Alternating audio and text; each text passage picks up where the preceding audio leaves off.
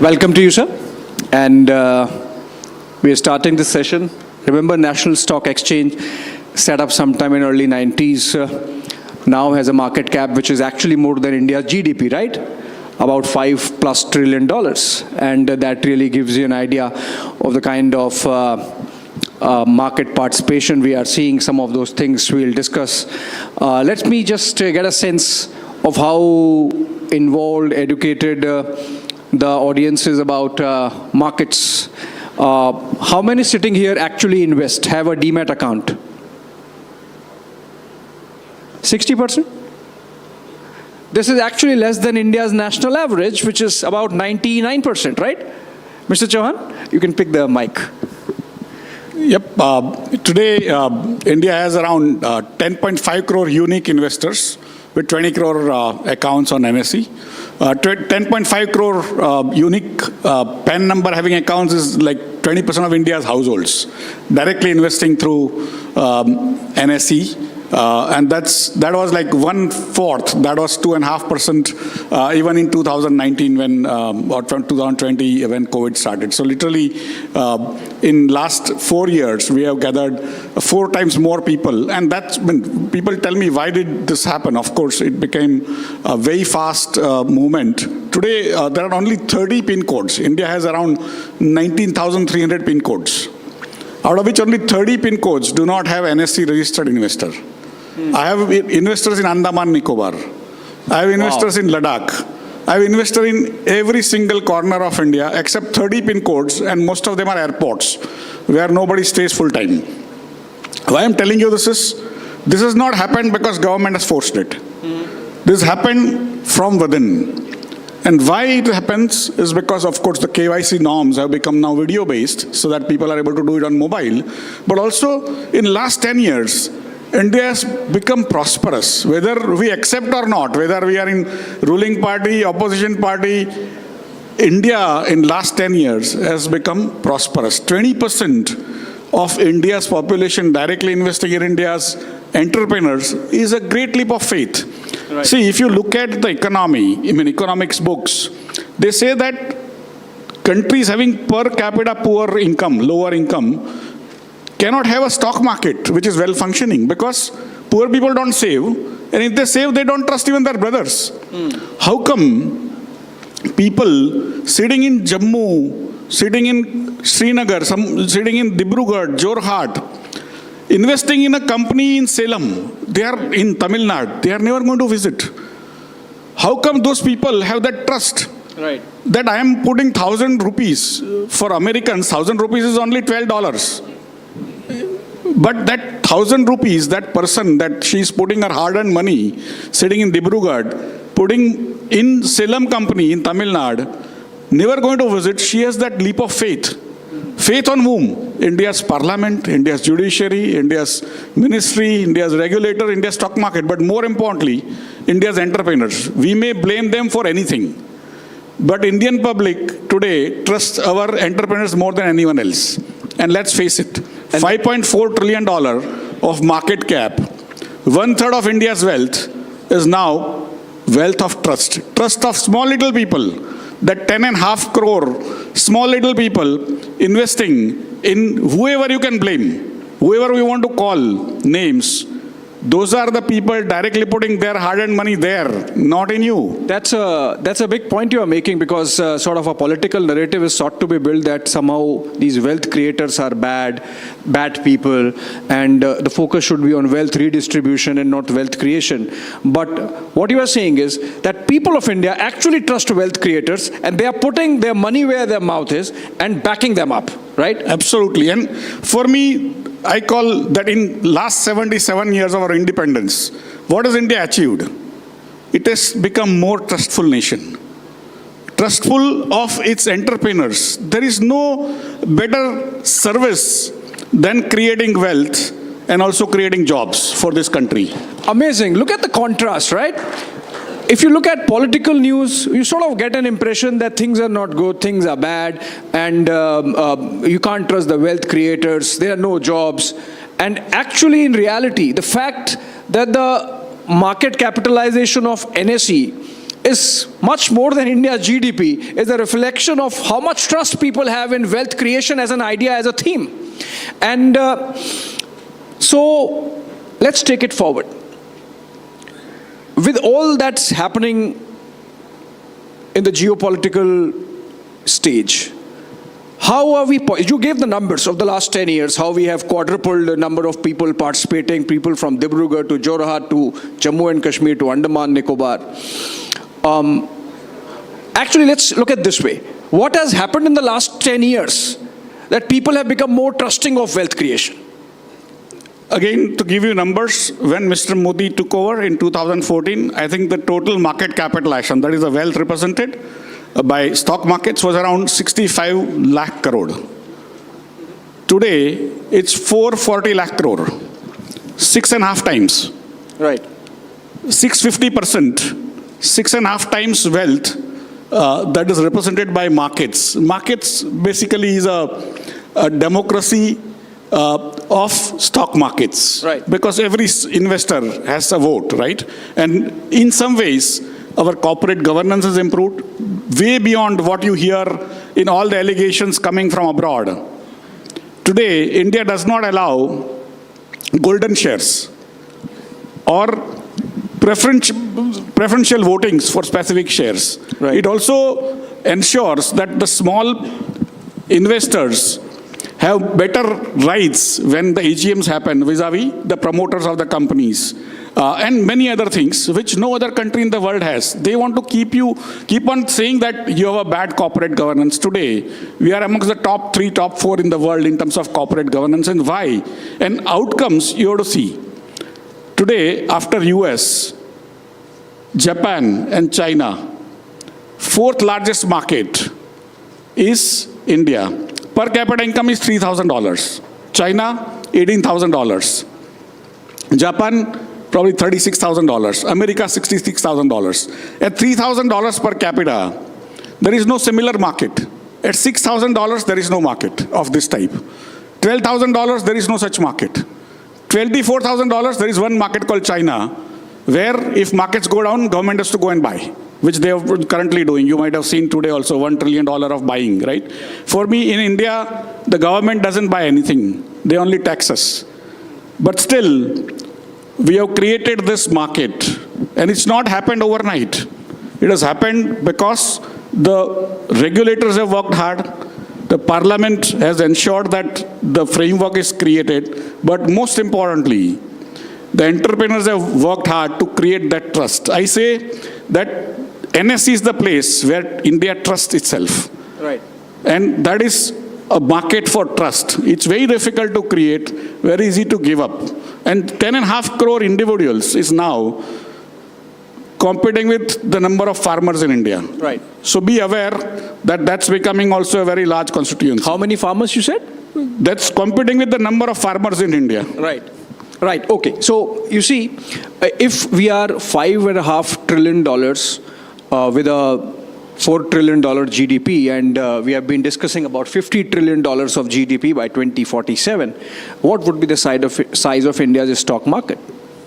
The way I look at it is that the $15 trillion is a small number compared to what can be achieved. But besides that, the way I look at it is today we are 1.5 times or 1.4 times the GDP in terms of the market capitalization. So and we were not even half the size of GDP even 15 years back. Right. So over a period, we have become more financialized.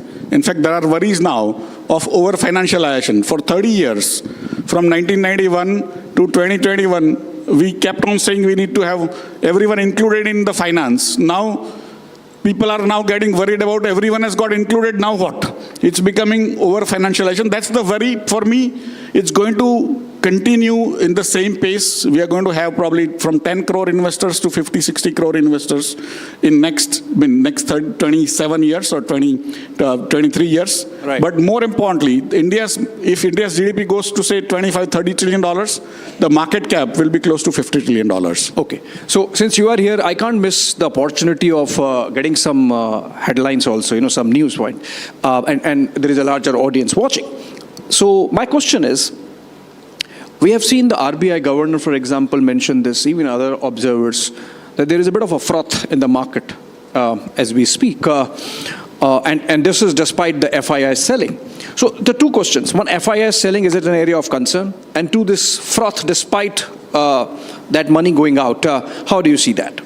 No, in a way, all these are connected. And all this also have the repercussions from the world.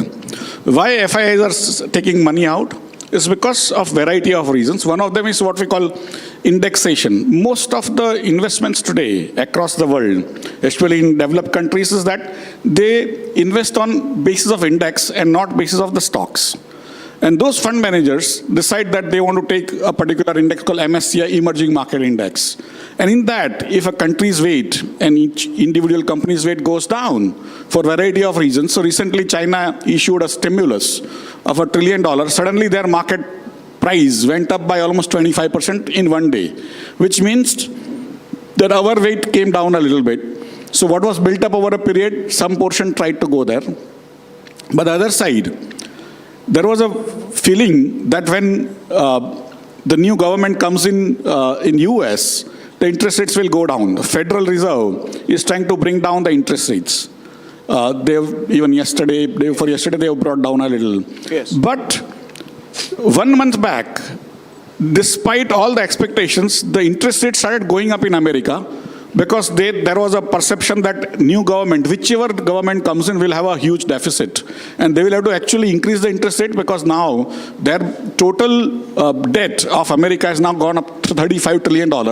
And they are raising $1 trillion more literally every 2 months, 3 months. Right. So it's going to be impossible for them to keep the interest rates down. Once the interest rates go up, people who are borrowing in America at a very low interest and assuming that it's going to go down, suddenly, it's called carry trade. Yes. So they were investing into other countries like India. Yeah. They had to take it back. Now, when the new president takes over, they will have a better understanding of how this carry trade plays. And those are the things why the Indian markets went down a little bit in last few years, last few months. But in terms of the fraud, of course, the markets have been continuously going up across the world, but largely in India and US for many years now. And there are companies which have not had those kind of profits, also have got great valuations. And so slowly, there will be a differential coming up between the companies which are doing well and companies that are not doing so well. But that is bound to happen in any markets, which are risk markets. So in a way, you're saying that the correction is good. And why corrections have happened on a larger scale, but individually, each company, when the results time come, you will see the company has given better results, their prices remain up or go up, and the companies which do not give better results will have to go down. That's how, because why do the prices of stock markets go up or down is on the promise of the profits which you get to share. That's why it's called share. Yeah. Right? So if that profit is going to go up, the wealth which it represents will go up. If it's going to go down, that's what you expect. That price will go down. So while talking to you, I realized that you have an academic streak also, like explaining things. One other way of interpreting this FII outflow not impacting the markets much is that the kind of confidence that you were talking about, trust factor, the kind of confidence that Indians have in their own nation today, in their own government today, in their own corporates today, in their own wealth creators today, in their own startups today, the DIIs are coming in, the investors are coming. And that's why perhaps you mentioned that the over-financialization is a concern, right? The over-financialization is now being discussed in some of the academic circles as a part of worry, because the rest of the world is now talking about over-financialization. We have not even reached even a surface. We have not even scratched the surface, because in America, somebody talks over-financialization now. Of course, our academics have to talk, right? That is the purpose. Yeah. All right, but the fact that all this FII outflow, or now the FPO outflow, if it happens to the US, is not impacting our markets as much as it might have earlier, is a proof that we are trusting our own systems. And also the fact that earlier people used to invest in gold, real estate and other things. Today, because of ease of investment, but also because of the confidence and also awareness in younger population. Today, younger people are earning more than their parents at their retirement age, assuming the parents are working. And they have more consumption, but they also have more saving. And they are more aware that today, if you look at today itself, Morgan Stanley report has come out, that India saves 3% in equities. Only 3%. Over last 10 years, 20% of new wealth created is only by stock markets. Although it's investing only 3%, so input is 3%, output is 8%. But the fixed deposits or gold or real estate, if you input more, because instead of here it's only 3%, 97% is elsewhere, and still the output is much lower because the stock markets are now giving better returns continuously. Of course, it's a risk market. Sometimes they may go down also. But there has been a clear understanding by the masses that this is also a good alternative. And of course, it is also tax beneficial to invest in stock markets. But over and above, the returns themselves have proved that stock markets, which also creates more jobs, because it creates a virtuous cycle. If you put in money in stocks, then it goes into the company. Once it goes into the company, company creates more jobs, which means more people getting more money. They again invest in the stocks. And that is the virtuous cycle that gets created. That has now been created over last 10, 15 years. And there is no other similar market in the world. Right. You also mentioned that over-financialization is not a concern for us. One area that I see is that while there is a quantum jump that has happened in terms of all these demat accounts that have opened, and you're saying from Kashmir to Assam to Andaman, everywhere there are accounts now, still, in terms of market cap investment, there are only a few states that really dominate, with Maharashtra accounting for about 1/5, Gujarat accounting for 1/10. There are some districts like Rajkot, for example, would have a lion's share.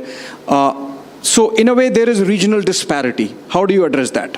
It was surprising. A few months back, I went to Himachal for their Uttarakhand for their industrial event. And I said, probably they are not doing so well in the investors' population. So I just looked at the number, and almost 9% of Uttarakhand population is actually a direct investor into Indian stock markets. Today, the largest state which has the largest number of investors are actually UP. Really? Yeah. So many of us, in fact, 5 years back, when after the budget of Madam Nirmala ji, I was on a television channel, and the anchor at the end told that since the budget is good, few lakh people in India will be happy. And I said, no, it's 2.5 crore. Today, it is 10.5 crore, right? And of course, if you take their families, 8 crore families is actually almost 35 crore people, which is 1/4 of India. And that is what we need to be aware, that today in India, everyone is now either a stock market investor or wanting to become stock market investor. All right. Okay, so when I was preparing, I asked a friend, what should I be asking Mr. Chauhan? And he forwarded me an article written by Ajay Bagga. He's there in front of you.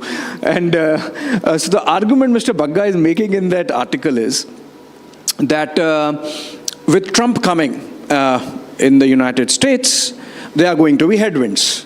And so the tariff wall that he's talking about is going to actually impact India's exporters. So do you see that getting factored in the market, and if yes, to what extent? In fact, yesterday, if you saw our External Affairs Minister's statement, that other people may be worried, we are happy. Almost that was the tone of his statement. Why? Yeah. Because the way I look at this, people don't understand the details of the trade. What the tariffs are going to be is for merchandise trade. We are hardly having much of a merchandise trade on a net basis with America. What we have is actually services exports, which is not part of that trade itself. Right? And with GCC, that is like global capacity centers, where today, if you look at you name an American company which may not have even a business in India, has 25,000, 50,000 people in India, in Pune, in Bangalore, in Jaipur, in Indore, right? So to give you a company name which I specifically know, there is a company called Boni, we call it Boni, it's not Boni M, but it's called Bank of New York Mellon, okay? It's the same Boni M, but different Boni M. Right. And they account for almost 30-40 trillion dollars of the custody business. They have at least 25 to 30,000 people in Pune. They have no business in India. At their GCC. They are GCC, right? So people don't understand when they talk about headwinds. The headwind is largely between China and America. China was declared $1 trillion of trade surplus last week. Compared to the rest of the world. And that's a matter of worry for many. But we are into services, and that's why people don't understand the nuances of this. At the same time, if Harley Davidson needs to come, anyway come and nobody buys, right? So that's a different world. So one more question about the headwind, then I move on. So when you say China has given this $1 trillion surplus, but you see, it's very opaque in China. So with all the tariff walls coming in or coming up now, to come up in the United States, it would be, and China has been giving that, it would be easy for China to, or they might also give another round of stimulus. You think that's going to be some sort of challenge for Indian corporations insofar as this benefits of China plus one strategy that were coming, they might slow down? In a way, world is clearly trying to move away from China. China has a momentum in terms of their installed capacity, so they are going to continue to increase. Yesterday's news is that the value has remained similar in China, the volumes have gone up, which means for the same amount of dollar, they are actually sending much more goods outside. Right. And they might continue doing that. Right. But on our side, that is not the case, because we are basically into services largely. At the same time, our industry, which are the exports we have? Some petrochemicals, we have world beaters. Pharmaceuticals, again, we are very nice. 3 years or 4 years back, during COVID, there were full-page articles by Financial Times that iPhone supply chain is so high-tech that no country in the world will be able to achieve other than China. We're doing it now. So what I'm saying is in 3 years' time, we started making, and 4th year, we are now going to probably beat China. Why I'm telling you this is, many of it is PR done by Financial Times on behalf of China or wherever, but many of it is basically also to psych you up, say you can't do it. India is doing it, and now in 25, we are going to start building chips. Right. And many of this high-tech part, people are not sort of estimating what is going to happen in terms of their effects on creating more and more high-tech manufacturing going forward. So that's why what PLIs have been done is phenomenal. They have taken the highest level, then the next level, then next level. At the same time, if supply chain of, say, shirts and pants and their buttons need to be worried about, probably we will have to go by the coastal route, which is what China did. Right. China did not develop interiors on the first day. Right. They took Shenzhen just next to Hong Kong. True. And then developed only that part, and then just don't allow that material to come in. Just take it as a foreign country and do it. And that's how the SEZ framework, including just have the port itself in the SEZ so that nothing has to open somewhere and you end up creating jobs and stuff like that. But broadly, what we are doing today, even in interiors, even the PM Gati Shakti, reducing the logistics cost from 15-16% to now less than 10% is a phenomenal achievement, because that's where you are able to take the industry in the interiors. Right, fair enough. So my second last question, you see, we did that poll about how many people here have a demat account, about 60%, a little less than national average, but given that it's a journalistic organization and we are more concerned about stories than making money, still, please tell them, if they invest 1 lakh rupee now in, say, any mutual fund, what it would be in 10 years' time, going by the India story. Yep. So I'll give you, see, I'm actually an employee. I am not Rakesh Jhunjhunwala. Right? And so not many people come to listen to me. So since you are sitting there, I'll give you the story. That in 1995, I started an index called Nifty.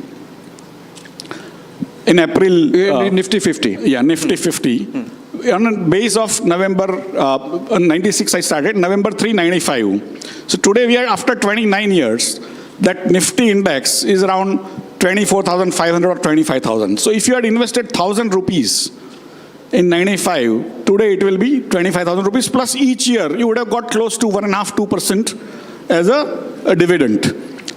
So if you add that up, it would be probably 30,000 rupees. So if you invest for long term in Indian stock markets, but if you keep on buying, selling every day because you watch TV or you watch WhatsApp, somebody sends you kharid lo, bech do. If you invest, if you start trading in derivatives without knowing, then you will lose money. Yeah. But if you just stay on any index of your choice, you are going to make at least 3-4 times more money in next 25 years on Indian stock markets compared to any fixed deposits you will put, any real estate you will do, any gold, any other assets you might think of. And this money, when you buy gold, at most it will be in your vault, safe deposit vault or somewhere, and you will always be worried kuch chori ho jayega. Right. If you put money in stocks, it will also create jobs for India, right? Right. Which is going to be even more beneficial. It's constructive for capital. everyone. It's constructive capital. Okay, fine. Niranjan is snapping at my heels, you see. So, last question, and I'm headline hunting. इतना सारा IPO आ रहा है, NSE का कब आएगा? We have no visibility. So whenever we are given approval, we have asked for no objection certificate as a regulated entity. We are ourselves regulators. And so we have asked for the no objection certificate from our regulators saying, can we go for the IPO? Once they give us their green signal, then we'll prepare the DRHP, which is called prospectus, and then we'll again submit to them for giving the clearance to the RHP. And that's basically the process, but currently we have no visibility. All right, so the lesson is invest and get rich, and not necessarily quick, but for sure. Thank you so much, Mr. Chauhan. Thank you, sir, for this conversation.